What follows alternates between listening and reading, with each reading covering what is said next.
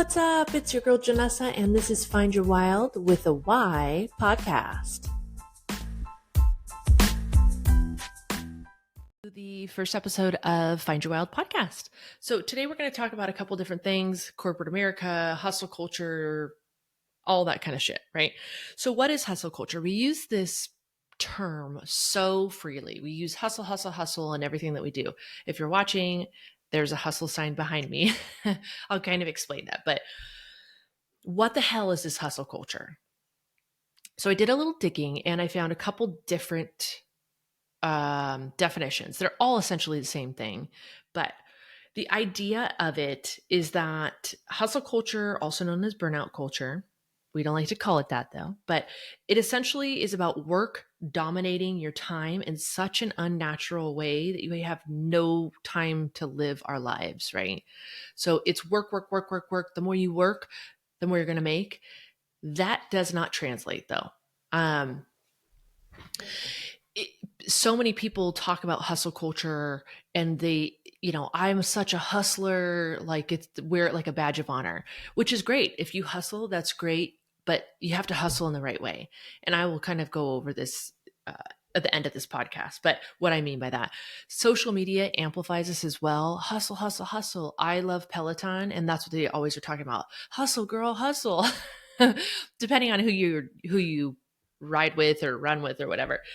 And it's not an awful definition. It's really not. You do want to be a hustler to some degree, right? And in the right context. And some people use this constant hustle culture to avoid dealing with difficult emotions, which I will talk about from my own experience. It's also kind of romanticized in our American culture, right?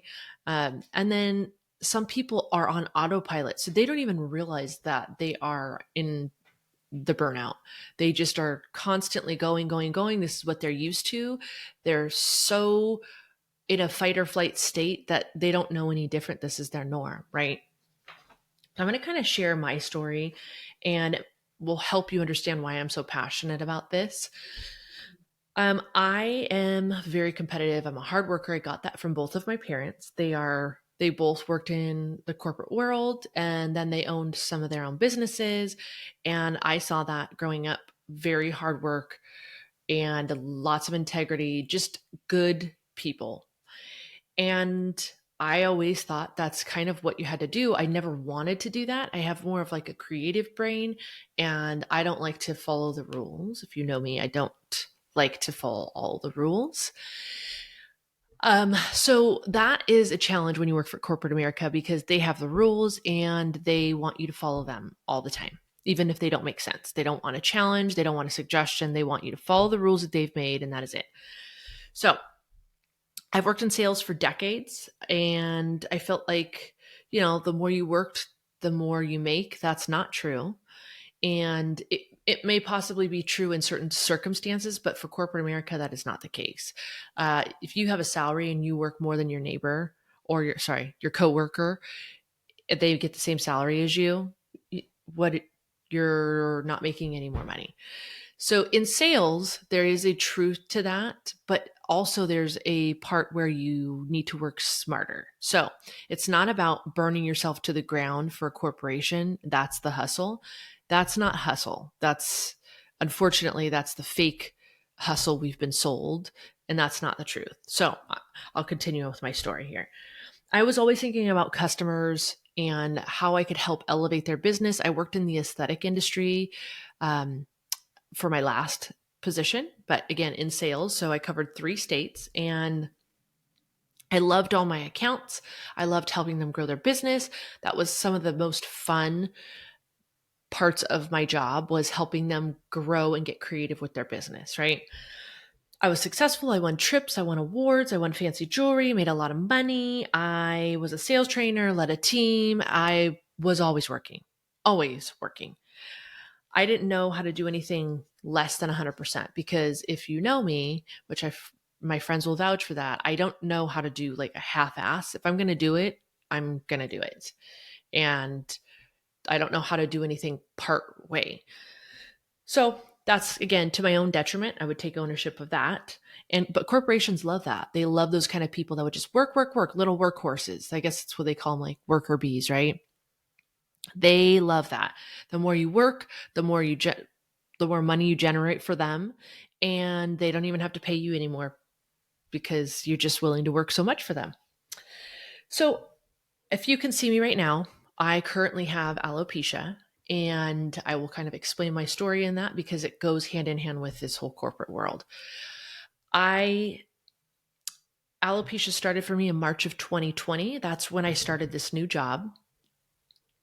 And then shortly after that, well, first let me back up. I started this new job thinking that would require less travel. I previously had 5 states and I was gone again all the time.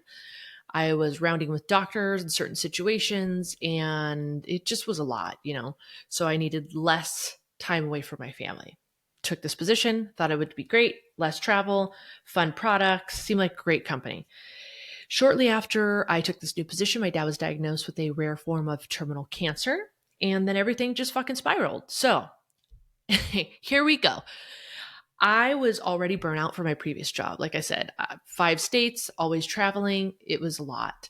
And so I come over to this new company and realize, holy shit, I have a crazy narcissistic manager. I have never met anybody like this in my life. And I have never worked for anybody like this in my life. Like, I'm talking batshit crazy. So I'm starting to lose my hair. I have a psycho manager, and my dad is diagnosed with terminal cancer, right? I, yeah, it just was honestly a recipe for disaster. So my body was giving me all kinds of clues, and I just kept going. I just ignored it, right? It'll be fine. It'll heal itself. By August of 2020, right? So March 2020, start losing my hair, small patches. By August of 2020, I had no hair on my head. And then my dad passes away in September of 2020. And then every hair on my body is gone. Not one hair, not peach fuzz, not an armpit hair, not an eyelash, not an eyebrow, nothing. It was all gone.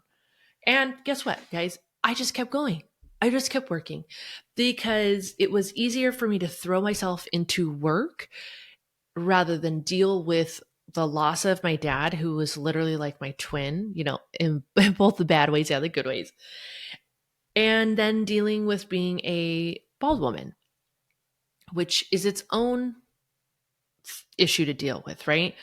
I I own it and I am totally fine with it. And this is me, this is who I am. But transitioning into that, and then I have 3 kids, 2 that are younger, and trying to help them navigate through the things that kids say, because I do look different and they say a lot of the things that adults think. So I don't think that it's a mean, kids aren't mean. I hate when people say that. That's a learned behavior, in my opinion. They just say things that they see, right? They say things that adults think that they don't say out loud, and I look different. I realize that. So I just wanted my kids to be able to navigate that. They've done a great job with that. Anyways, lots of big factors happening. And guys, I just kept going. I was successful, but the whole time my body was screaming for my attention. My family time was being sacrificed because I was constantly gone. So I had to lean on neighbors to help get my kids to school, my mom, family, and I was just in fight or flight. I was missing like kids' school events because of work, and I just kept going until one day in 2024. I had asked for about a year to have help with my current territory. I asked for an assistant because I brought in over $2 million a year, and most of the other territories had an assistant to help with some of that. They said no. Okay. So then I said, what about breaking up my territory, maybe taking one state away? No, we can't do that. And I'm like, okay, well, that's interesting because I feel like I've done a whole lot and not asked for anything in return, and I can't get any help. Okay. So I'm already frustrated. and I'm starting to listen to my body like, okay, I'm doing all the things and nothing is helping. So I go to the doctor, do some follow-up labs, and she says, okay, you are showing signs of Hashimoto's, and that is not good. I didn't have any of that 2 years prior, not even a year prior. So all of a sudden, here we go. This is what happens when you don't manage stress, and starts to manifest into different things, right? I just lost it. I was so frustrated. She even knew, you exercise, you do all these healthy things, you take care of yourself, you eat healthy. I mean, we have a far infrared sauna. I was juicing celery every morning. I had doing detox smoothies, eliminating coffee because there's mold in a lot of coffee beans. If you guys don't know that, do a little research. And which they said was triggering more inflammation. And exercising, reducing consumption of certain foods that trigger inflammation, meditating. I mean, you name it, I was doing it. And I'm like, what the hell?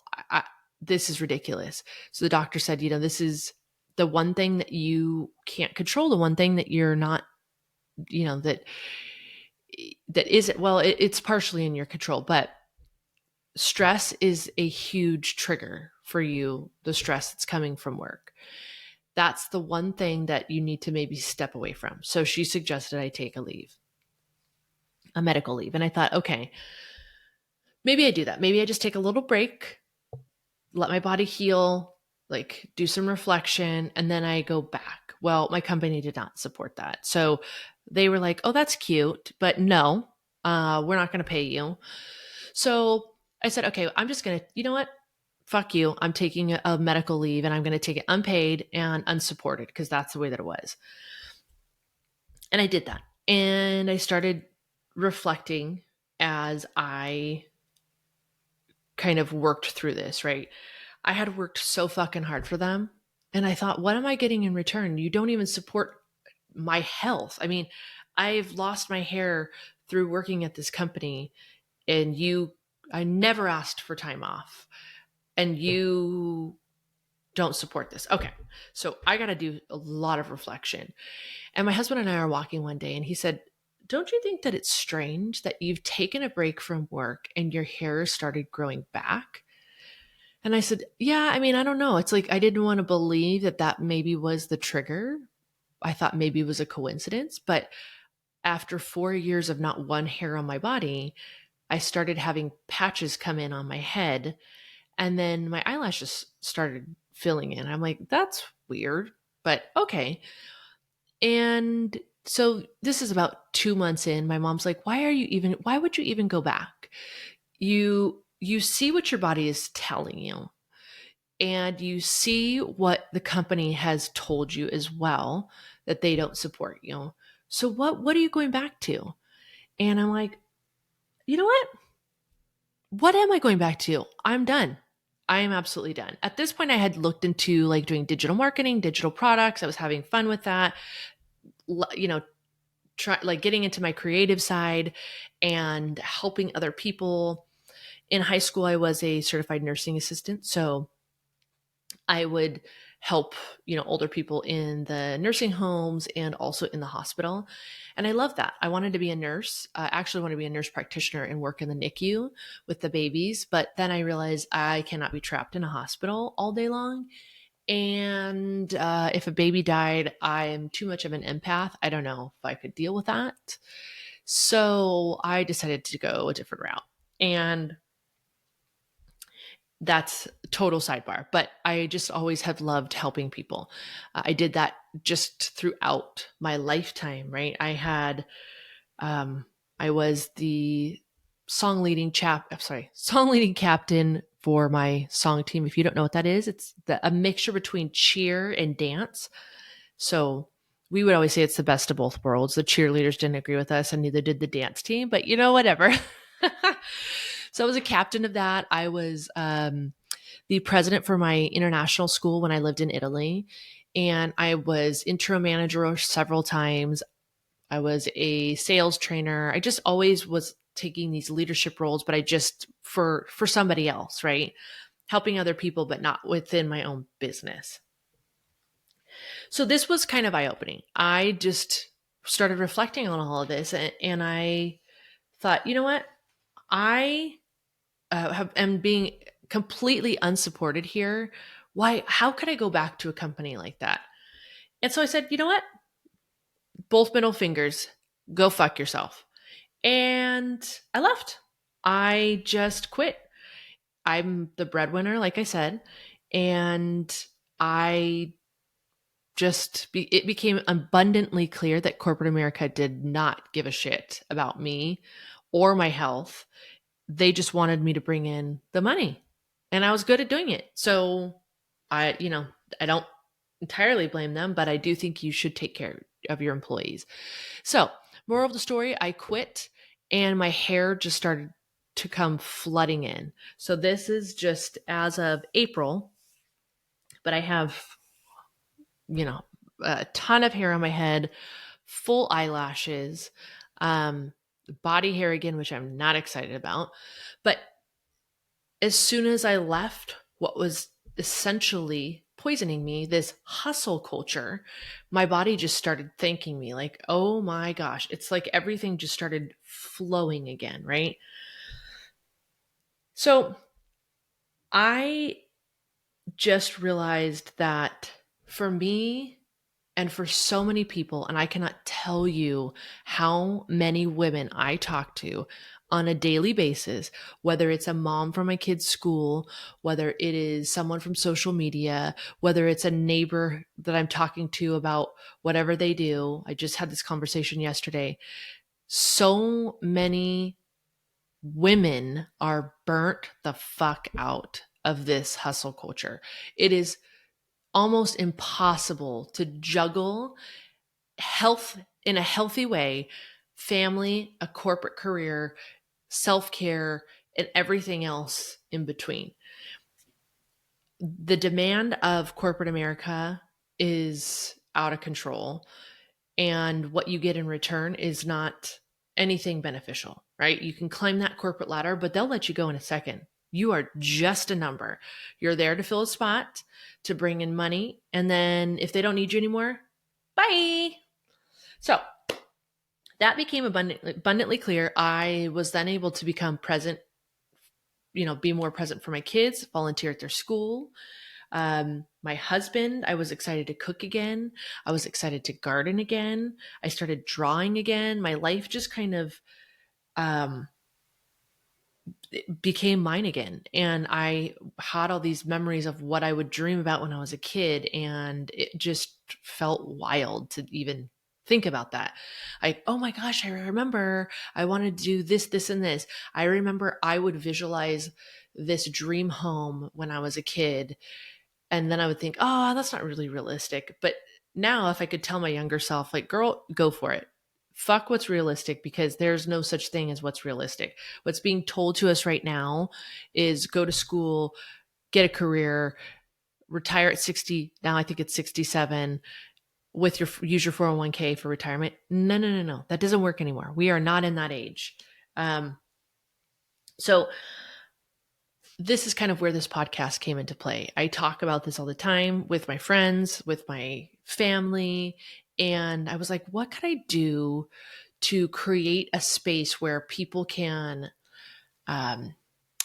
feel heard and not feel like they're alone? They can realize that this is not normal.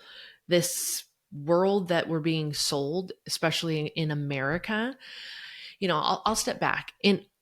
Like I said, I was the president of our international school when I lived in Italy. When I was there, I want to say it was like 20, oh man, I can't even remember. 2003? Yeah, I think that's what it was.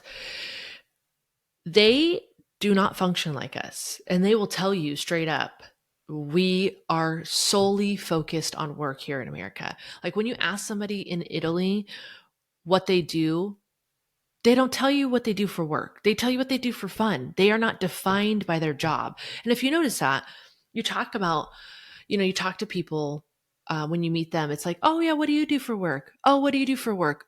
But the, part of the problem is probably because most of our time is spent more at work than it is with our own family. If you think about it, 9 to 5, let's just call it a 9 to 5 job. 9 to 5, you're at work.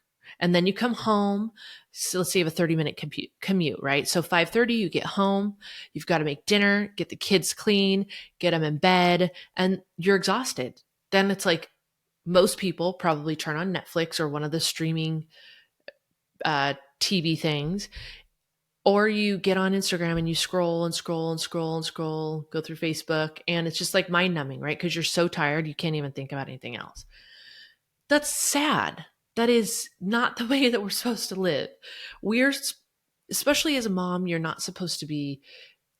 I truly do believe that it has changed the dynamics of families, right? Kids are being raised by daycares and some of them on their own and maybe with help from neighbors. It just really should not be like that because people are burning the candle at both ends. And we are a very sick society. So I digress. This is kind of why I created this podcast, because I wanted this to be an experience for people. I want to bring on people here who have been in the situation. I want people to tell their stories. I want people to give advice. I want people to provide resources. I want to be able to provide humor. And I just want it to be a place where everybody feels heard and has a takeaway from it. But in order to move forward from your current situation, you have to be able to recognize that you are in burnout, right? So, like I said, there are so many people that are functioning on this autopilot where that's your norm, but it's really not normal. So what are some signs of burnout? Okay, I'm just going to list 10. There's a ton. Unfortunately, there are really a ton. Like I said before, your body manifests stress and burnout in different ways. So we're going to kind of just run through a couple of them. Chronic fatigue, always feeling tired. Even if you got a full night's sleep, you're just constantly drained. You are not fulfilled in your life. I've seen this quote so many times, and I'm not going to quote it exactly, but essentially, if you never work a day in your life if you're essentially doing something that you love, right? And you're tired because you're not doing anything that you love. If you're in a cubicle, which not everybody's in a cubicle, I wasn't. I don't really even know the cubicle life. First of all, I'm a Sagittarius and I have ADHD. I'm not about that life. I would drive everybody nuts. So chronic fatigue. If you're constantly feeling drained and you're constantly tired, but you get a full night's sleep, that is red flag. Okay. Insomnia, difficulty sleeping, difficulty falling asleep. That is red flag number 2. Physical symptoms. So frequent headaches. You're constantly tense, right? I was always so tense in my shoulders. I'd get a massage and my neck, and they would be like, oh my God, what the hell is going on? It's just constant muscle tension. Red flag number 3. Okay. Decreased performance, a noticeable decline in productivity or quality of work, right? Often accompanied by feelings of inadequacy or incompetence. So you're just not performing at the same level. Red flag number 4. Emotional exhaustion, feeling emotionally drained and unable to cope with your daily work demands. Red flag number 5. Oh, I'm sorry. That is number 6. And cynicism and detachment, right? Everything's just sarcastic. You're kind of detached from your work. You don't really care. Lack of motivation. You just don't really feel motivated. You're not that excited to go to work, and you just kind of feel indifferent towards work tasks. Maybe you were motivated in the past, but you're just kind of like, I'm here just to check the box. Another red flag. Increased irritability, becoming more easily frustrated and irritable. Okay, guys, this was me. I was real snappy with my kids, real snappy with my husband. I just was fucking exhausted and burnt out. And I just didn't want to listen to my body. But guys, another red flag. Loss of interest kind of goes hand in hand with lack of motivation, but just kind of this would maybe bleed more into your personal life, right? Like your hobbies that you love to do before, you're just so tired. You're not really that excited to do them anymore. And I'll give you an example. I love gardening. Last year, I didn't get my garden started until July. If you are in gardening, you know that's very late. I just was constantly gone, like I said. And then I'd come home and I'm like, oh my God, that's so much work to do a garden. Got to go get all the plants, and then I got to plant them and water them and do all the things. And that's what I love to do. Another red flag. The last one would be forgetfulness and difficulty concentrating. So you're struggling to focus. You're struggling to remember tasks. You are really having a hard time making decisions. That's red flag number 10. Okay. Those are just 10 examples of signs of burnout. So please be cognizant of that. Please be aware of that. Listen to your body. Trust me, it tells you when you need to stop. It tells you if something needs to change. This just kind of leads me into, I harped on hustle culture pretty hard and how toxic it is and what that looks like, how it manifests into different symptoms, right? But is hustle bad in general? No, it's not. In my opinion, if you're building a business, you need to hustle. You have to absolutely hustle to build that business. You need to be able to put in the work up front. It's going to be hard in the beginning. It's a lot more work in the beginning than it is once you get the systems up and running, right? There is a learning curve when you're trying to build a business. You don't have somebody telling you what to do. You have to hold your own self accountable, which coming from sales is that was an easier transition for me because I don't go into an office. I don't have a checklist of things to do. I mean, essentially I do, but I do it on my own time.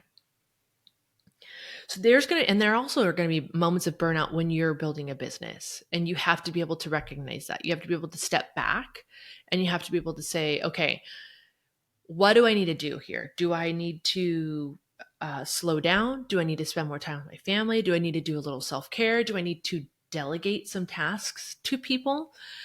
But just understanding that and recognizing what that looks like is also a game changer, because you will have burnout when you start your own business. And I'll just kind of reference this hustle sign behind me, because my husband had that made as a birthday gift. It's a light up sign that says hustle, if you can't see it. And because I just was constantly going, if you give me a number to hit, I will hit it. That's just the way that I work. So it's not a bad thing. It's just about balancing and hustling for yourself, not for a company. So if you're constantly hustling for someone else, you are building their business. You're not building your business. So that is a false purpose. If you feel like, oh my gosh, I'm hustling, I'm helping create this business, they'll let you go in a heartbeat. All that hustle, what do you have to show for that? Your job's gone, right? You have trophies, maybe you won some trips, maybe you have some cool jewelry, but that hustle to build a corporation is a false purpose. You need to find hustle for something that you're passionate about. Don't hustle for someone else's career, for someone else's business where you're just a number. Trust me, it's not going to work out well. So like I said, hustling for the right purpose is okay. And that is needed in a lot of situations. And life is always about a balance. I always say this, life is about balance, right? But not a balance as a 50-50, because that's almost literally never going to happen. You're going to be 80% focusing on your business, 20% focusing on your family. And then there may be times where you're 70% focusing on your family, 30% focusing on your business. It's just about meeting yourself where you're at throughout the transition that you're going through. And I'm talking about building a business. This is really applicable for any time in your life. But as far as corporate America goes, I would not say put that in front of your family. I would, I mean, I I don't know how to do, like I said, less than 100%. But if I could tell anybody or my old self, don't do it. Just don't give 100% of yourself to corporate America and leave little to nothing left for the people who matter in your life. So, I mean, that's just my perspective on hustle. Like I said, it's not a bad word. I don't want to vilify it. It's a fantastic word. You need to hustle. If you're trying to, even outside of business, if you're trying to meet exercise goals, you want to be able to hustle for those, but hustle for the right reasons. Don't hustle in vain. Don't hustle for a false purpose. Hustle for you, hustle for your family. Don't hustle for corporate America. So I'm going to make this one kind of short and sweet. I just wanted to pop on here and talk about this toxic hustle culture, give my feedback on it, because I do feel so passionate just because of my own personal story and testimony. And I have just been having this conversation over and over and over. And I was at a birthday party yesterday with a neighbor, and she was talking about, she's a manager and she covers a couple different states, but she has 8 reps and she's just trying to figure out how to balance the travel and the work. And she just is exhausted. She's tired. And I'm just sitting there smiling. Yep. Yep. Because my close girlfriends know kind of what I'm doing behind the scenes. And so they're giving me little smirks, but I'm just, every single day, it's the same conversation. It's the same conversation about burnout, trying to find balance. How do I get more time with my family? I'm constantly tired. I don't know what to do. I don't know how to get out of this. So I am going to provide you guys with resources moving forward on how to get yourself out of these situations, how to build a business that you're passionate about, and basically how to separate yourself from the shit show we call corporate America. So I just want to make sure, my final thoughts, make sure everybody kind of know what you're hustling for. Like I said, are you hustling in vain? Are you just giving up your time and energy to corporation where you're just a number and then your family gets the leftovers? That's not fair. That's not what we're here to do.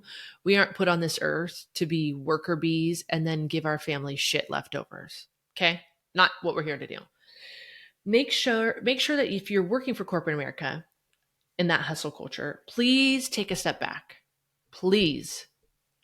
I'm begging you to please take a step back. Reassess your situation.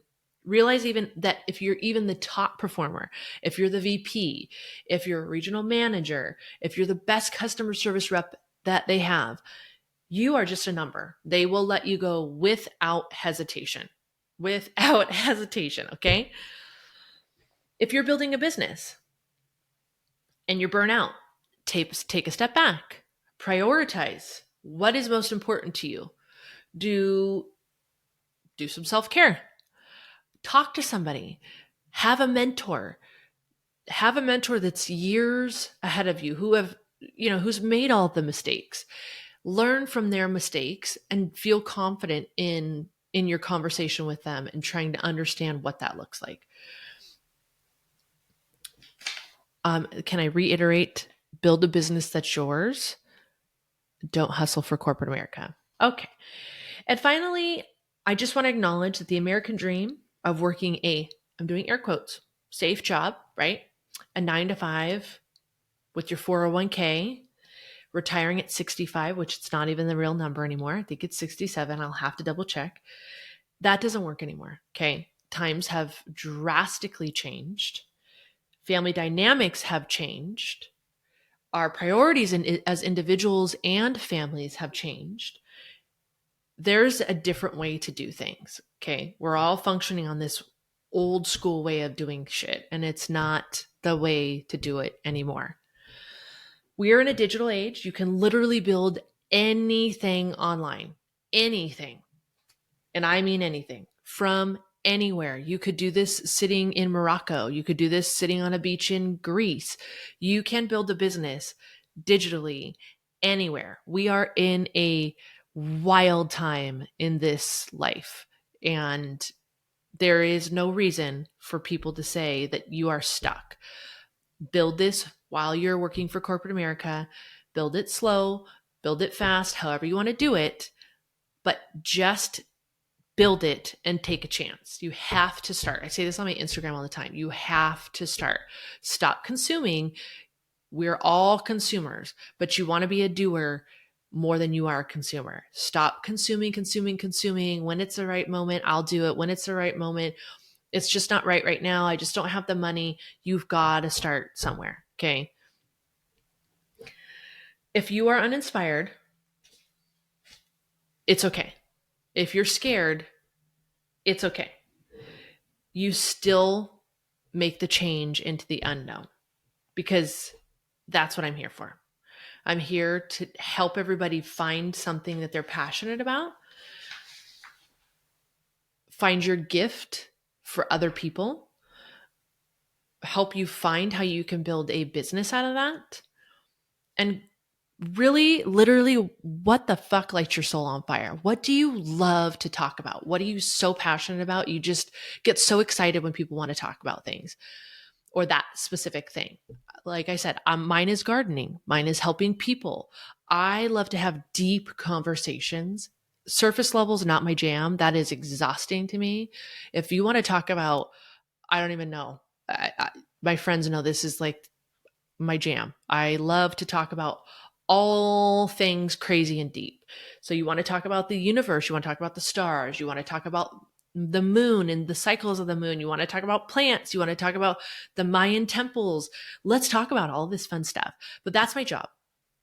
That's why I'm here. That's why I created this platform. I want people to feel like there are resources in here. And so my goal moving forward is to help everybody find what they're passionate about, learn from my story, take those pieces away, and understand that your body is telling you something. Please, please, please listen to it. Don't do this hustle culture for another corporation. Hustle for yourself. Give your family what they deserve and what they need. Don't give them the leftovers. So I'm here, like I said, find your passion, find what you're super excited, find what you're lit up about. I'm here to help you find your wild.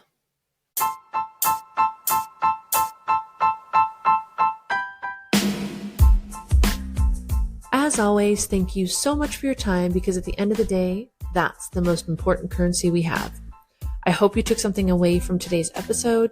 Don't forget to follow me at Find Your Wild with a Y on all your socials, as well as following the podcast on any of the platforms that you listen to.